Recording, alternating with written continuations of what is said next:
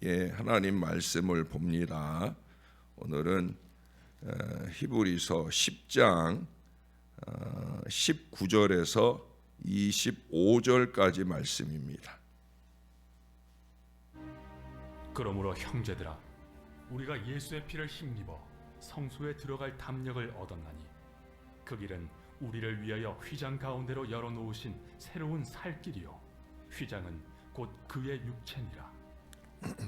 또 하나님의 집 다스리는 큰 제사장이 계심에 우리가 마음의 뿌림을 받아 악한 양심으로부터 벗어나고 몸은 맑은 물로 씻음을 받았으니 참 마음과 온전한 믿음으로 하나님께 나아가자.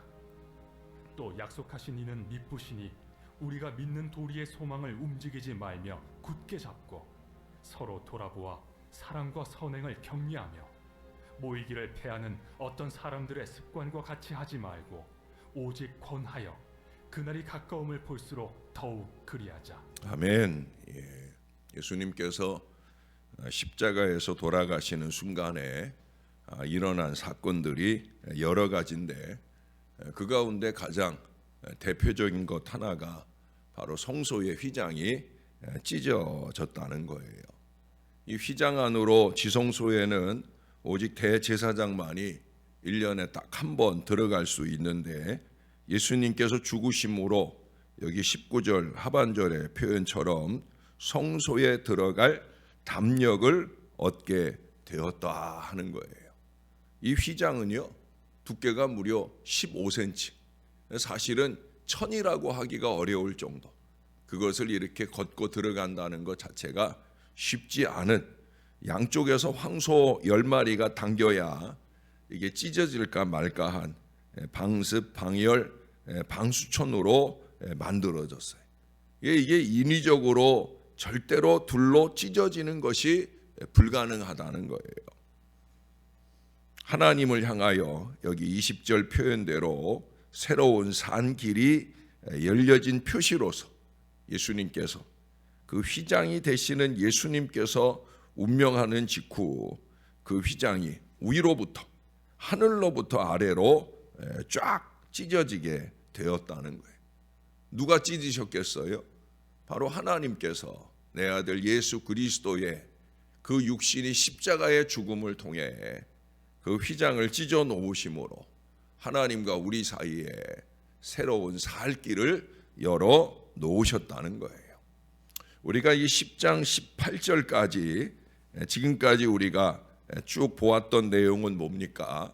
예수님께서 우월하시다, 예수님께서 완전하시다, 그런 내용들을 우리가 쭉 봤어요. 히브리 사람들, 이스라엘 사람들에게 그들이 구약에서 율법적으로 존중히 여기고 귀하게 여기는 것들, 그것을 다 만족하고 완성하는 그런 완전하고 우월하신 분이 예수 그리스도라는 거예요. 그리고 이제 이 예수 그리스도를 믿는 믿음의 사람들이 이제 오늘 우리가 읽은 이 본문부터 시작해서 13장까지는 사역의 근거, 예수님의 그 완전하신 사역의 근거에서 우리들이 어떤 성도의 삶을 살아야 하는지를 잘 말씀해 주고 있어요. 여러분, 초기교회 성도들은요, 당시 팔레스타인 지방의 총독이었던 플리니라고 하는 총독이 로마법 이상을 실천하는 도덕적 순결성을 가진 공동체라고 그렇게 인정을 해줬어요. 그러니까 기독교인 그러면 그 사람들은 법 없이도 살 사람들이다. 그러니까 뭐 신앙적인 거는 물론이고 일반적인 삶 속에서도 정말 귀감이 될 만한, 그 사람들에게서는 요만큼도 흠을 찾을 수 없는, 그게 그 당시 초기교회 우리 믿음의 선진들의 모습이었다라고, 믿는 사람들이 말하는 게 아니라 안 믿는 총독이 그렇게 인정을 하고 박수를 보냈다는 거예요. 여러분, 오늘의 본문들의 요청에 대한 실천이 있었기 때문입니다. 구원론을 주장하는 율법 폐기론자들을 보면 우리가 흔히 구원파 그러잖아요. 근데 교회 안에도 구원파 같은 사람들이 있어요.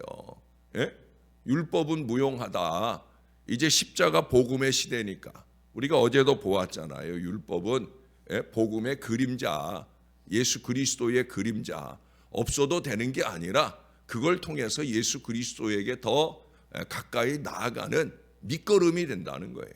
근데 구원파는 그렇게 생각을 안 하거든요. 이미 구원 받았으니까, 예수 복음으로 십자가 부활로 구원 받았으니까 이제는 우리의 삶이 마음대로 살아도 된다. 왜? 죄를 지어도 우리는 구원받게 되어 있으니까. 그러니까 마음대로 살아야 된다. 그런 사람들 보면 교회 안에서도 지 마음대로 신앙생활해요. 자기 생각에 옳은 게 그냥 옳은 거예요. 그게 아닌데 하나님이 말씀하시는 신앙의 기본들을 지키며 살아가는 게 그게 제대로 된 신앙인데, 이제 편의주의적인 발상으로 기독교의 이 도덕적 윤리성을 추락시키는 어리석은 일들을 자행한다는 거예요. 그러니까 실제로 신앙이 있는가 싶은 신앙 없는 비양심적인 태도들을 얼마든지 들여다볼 수가 있다는 거예요. 여러분, 이미 예수님께서는 산상수훈을 말씀하셨잖아요. 그 내용들을 읽어보면은 기독교인의 윤리적인 삶, 천국 백성은 어떻게 살아야 되는가? 예수님도 그러시잖아요. 율법 이상을 살아야 된다. 저는 양심이 아니라 신앙 양심, 세상의 윤리 이상에 더욱 가치 있는 고결한 신앙 윤리로 사는 저와 여러분들이 되어야 될 것을 늘 말씀을 드려요. 왜? 예수님께서 그렇게 말씀했으니까.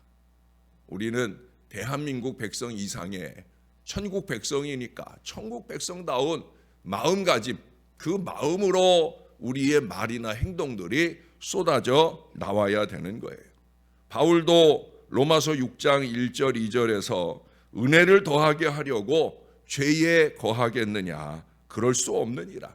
죄에 대하여 죽은 우리가 어찌 그 가운데 더 살겠느냐라고 말씀을 했어요. 그러므로 바울은 그의 모든 서신서를 보면은 앞부분에는 교리적인 얘기예요. 로마서 같은 경우도 1장부터 11장까지는 교리적인 내용들, 그리고 12장부터는 실천편, 거의 대부분의 그의 서신서가 그렇습니다. 신앙은 이런 것이다 라는 걸 배웠으면 이제 그 신앙을 기초로 해서 이렇게 살아야 된다라고 하는 실천적인 면을 강조합니다. 죄를 안 짓는 차원이 아니라 그 이상의 적극적 선을 강조하는 거예요.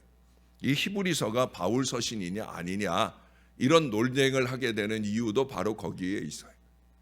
앞부분의 양식은 바울의 서신 양식과 좀 다르지만 그래도 여기 10장 18절까지는 교리적인 얘기, 예수님의 우월성을 말하고 나서 그러면 그 우월하신 예수를 믿는 사람은 어떻게 살아야 되느냐, 이제 오늘 말씀부터 실천적인 얘기들을 쭉 하고 있는 걸 보게 됩니다. 오늘 본문에도 보세요. 22절 하반절에 참 마음과 온전한 믿음으로 하나님께 나아가기를, 그 다음에 보니까 소망을 굳게 잡기를, 그 다음은 서로 돌아보아 사랑과 선행을 격려하기를, 그리고 마지막에 가서 모이기를 힘쓸 것을 강조하는 걸 봅니다. 아주 중요한 신앙 실천 덕목들을 꼽고 있는 거예요.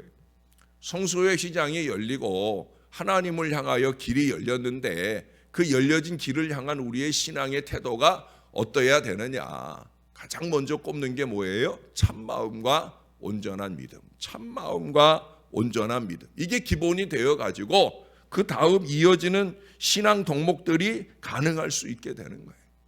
여러분, 앞서서 6장 10절에도 이런 말씀을 했어요. 하나님은 불의하지 아니하사 너희 행위와 그의 이름을 위하여 나타낸 사랑으로 이미 성도를 섬긴 것과 이제도 섬기고 있는 것을 잊어버리지 아니하시느니라.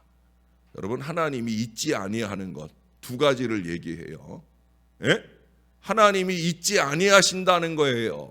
뭘 잊지 아니하느냐? 첫 번째는 너희 행위를 잊지 않는다. 너희 행위, 우리들의 삶을 하나님이 다 들여다보신다는 거예요.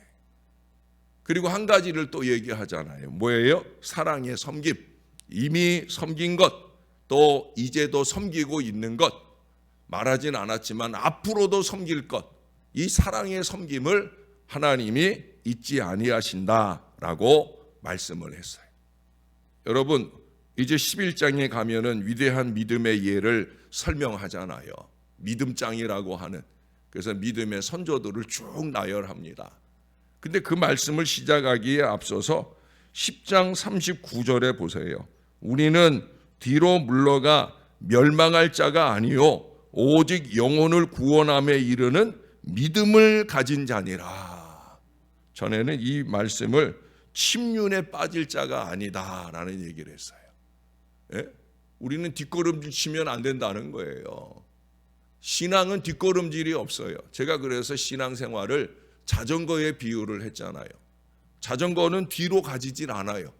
예? 뒤로 가려고 페달을 이렇게 하면은 그냥 헛바퀴가 돌아요. 헛바퀴가 돌다가 체인이 빠지기나 하지, 자전거는 조금씩이라도 앞으로 가야 쓰러지진 않아요. 예? 그래서 신앙생활은 자전거와 같다 그랬어요. 예. 앞으로 조금씩이라도 전진하지 않으면 쓰러지는 거예요. 절대 뒷걸음질이 없어요. 멸망에 빠질 자가 아닌데 그 마음가짐이나 행동이나 삶은 멸망에 빠질 자 같이 뒷걸음질 치면 안 된다는 거예요. 예수 안 믿을 때 같이 그렇게 제멋대로 살면 안 된다는 거예요. 예수 복음 믿는 자답게 신앙의 기본부터 그 이상의 깊은 진리를 믿음의 삶 가운데 실천하며 사는 그런 사람 되어야 된다. 왜? 그러지 않으면 그건 믿음 같지 않은 거다. 예? 믿음도 착한 양심도 다 파선한 인생과 같은 것이다. 그게 바로 39절에서 말씀하고 있는 거예요.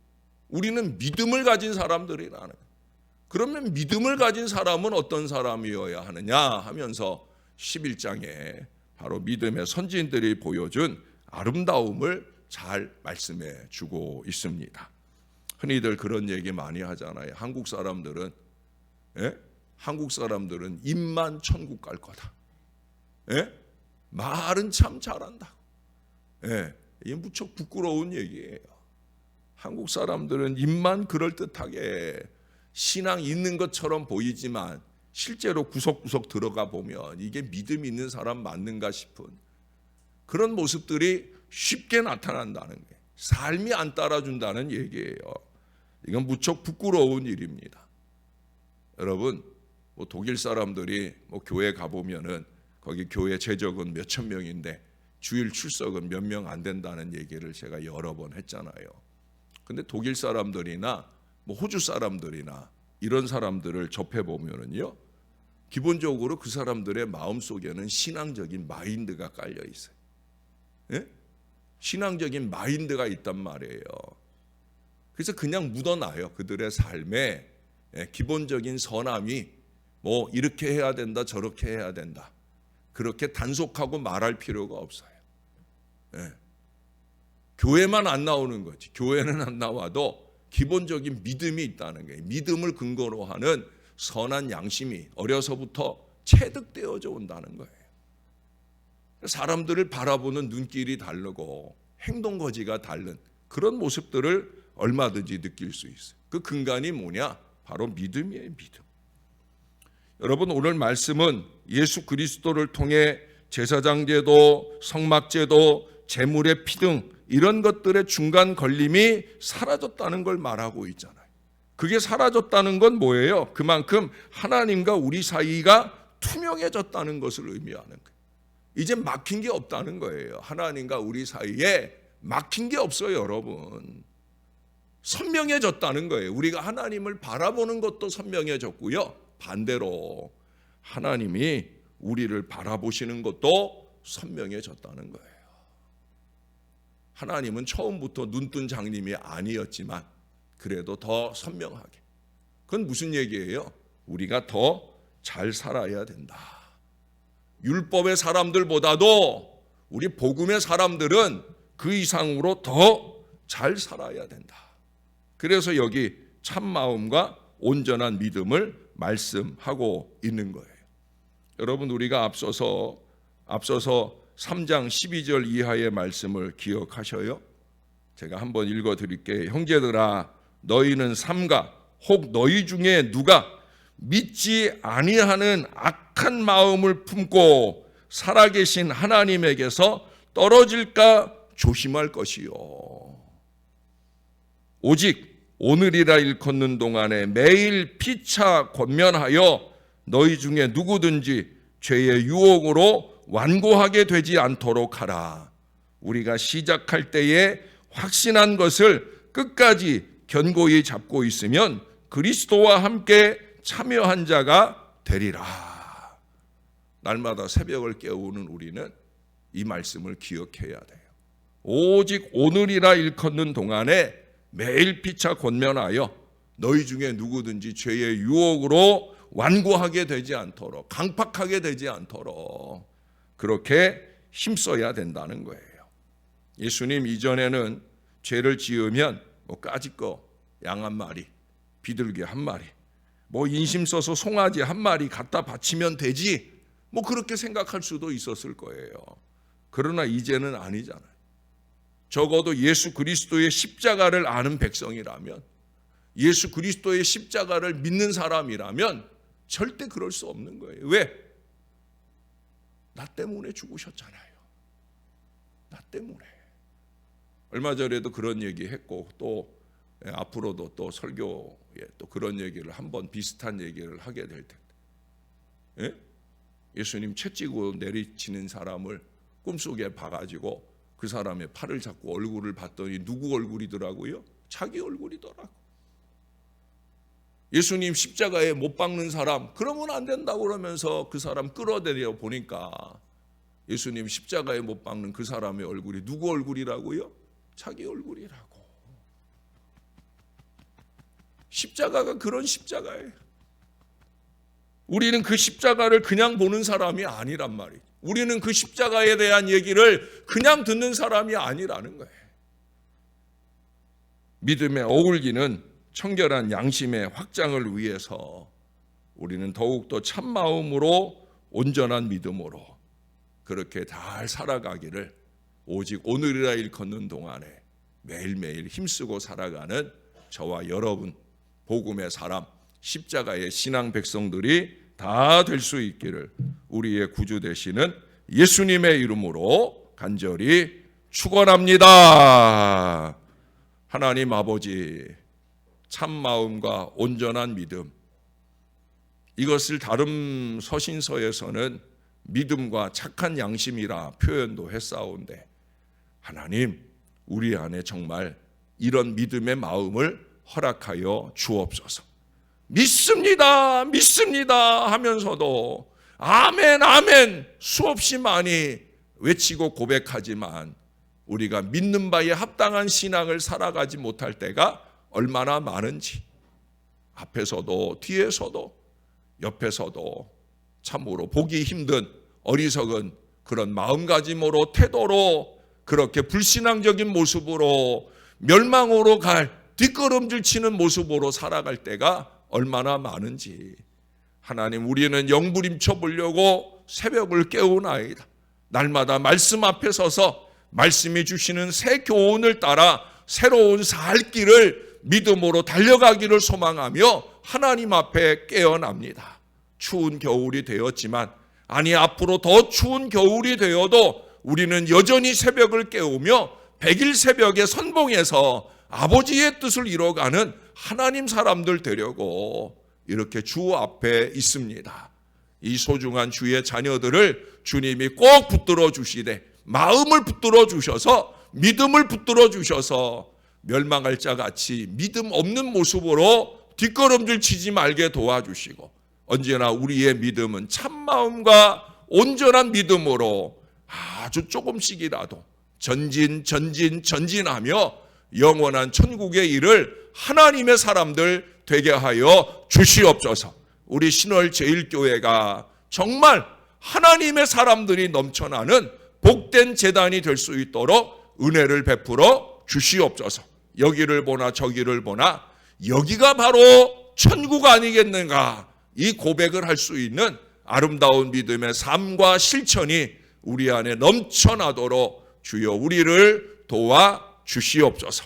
서로 선행을 격려할 수 있는 따뜻한 마음의 사람들, 만나면 행복하고 흩어지면 더 능력 있게 주의 복음 역사를 일으키는 그 하나님의 사람들의 신앙 공동체, 우리 신월 제1교회가 될 수 있게 도와 주시옵소서. 올 한 해 동안 다시 일어나 함께 이 신앙의 미래를 힘써서 달려가는 온 교회가 되도록 은혜 베풀어 주옵소서. 능력의 재단, 기도의 재단이 되게 하셔서 이곳에서 무릎 꿇고 소원하며 기도하는 모든 것들이 응답받는 역사를 이루어 주시옵소서. 올 한 해 소원하는 마음을 가지고 많이 기도해 싸운데 아직 응답받지 못한 일이 있사오면 주님이 손대 주시옵소서. 머리끝부터 발끝까지, 또한 나 자신으로부터 내 사랑하는 가족들, 내 사랑하는 자녀들, 그들의 미래가 잘되고 형통한 미래가 열리는 놀라운 축복이 주님의 손길로 통하여 넘쳐나는 주의 백성들 다 되게 축복해 주시옵소서. 다음 주말에도 중요한 국가고시를 준비하는 자녀가 있습니다. 하나님, 나이 들어 준비하는 일이라 힘들고 어렵겠지만 주님이 지혜 주시고 총명 주셔서 좋은 결실로 마무리하도록 축복해 주시옵소서. 주님께 감사합니다. 예수님 이름으로 기도합니다. 아멘.